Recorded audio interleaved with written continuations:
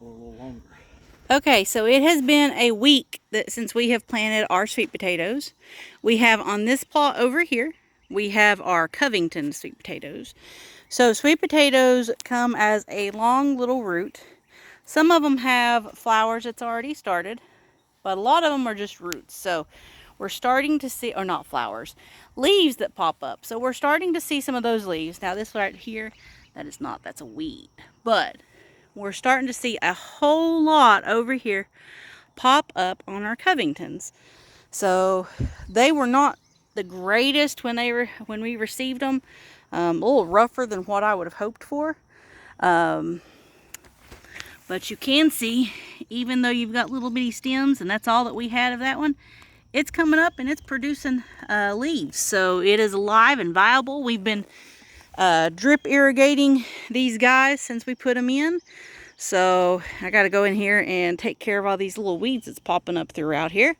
Weeds love water. Now, our Murasaki, which is the Covington, by the way, is a basic orange sweet potato. So the Murasaki, on the other hand, is a purple skinned, white fleshed, which is wonderful. Now, these were a little bit better in shape than the Covingtons when they got here, and you can see they are growing wonderfully.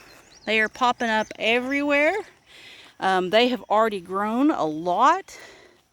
There is thankfully a little less weed pressure on this side than there was the other side, which is really great. But yeah, you can see a huge difference over here. Now, sweet potatoes, thankfully, are tolerant to jugulone. Jugulone comes out of the black walnut tree. So we've got several black walnuts on our property, as you can see, and several in our neighbor's property.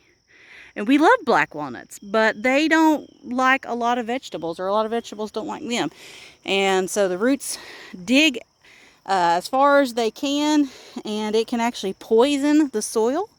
So you have to choose crops that you're going to put near a black walnut that are tolerant to jugulone. So let's see. This soon hopefully will be corn.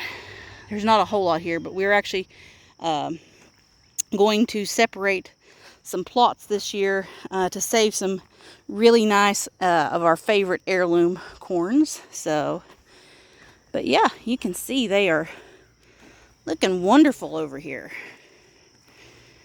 A little bit of weeds. We knew that was going to happen.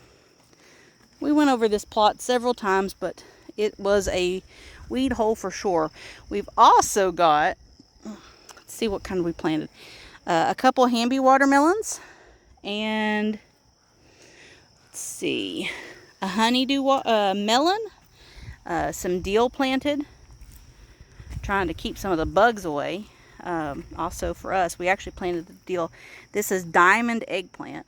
So what we're doing is we're separating and isolating some of these varieties that we really love from our other varieties, and putting them far enough away that we can save seeds off of them, so we'll have a good seed bank next year.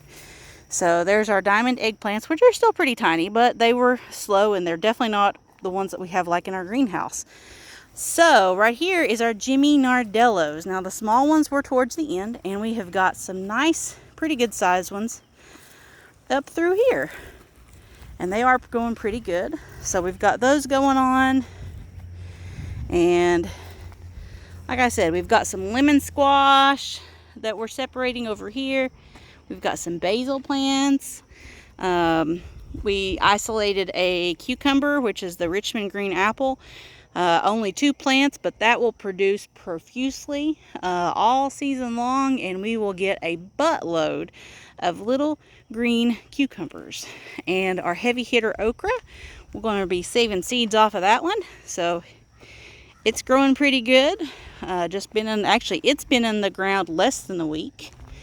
So yeah, it's looking pretty. We're headed out to do some more work, but wanted to give you a quick update on our sweet potatoes. So hopefully this year we will have a successful sweet potato crop, unlike last year, which was a total failure. So thank y'all, and join us again for the next video.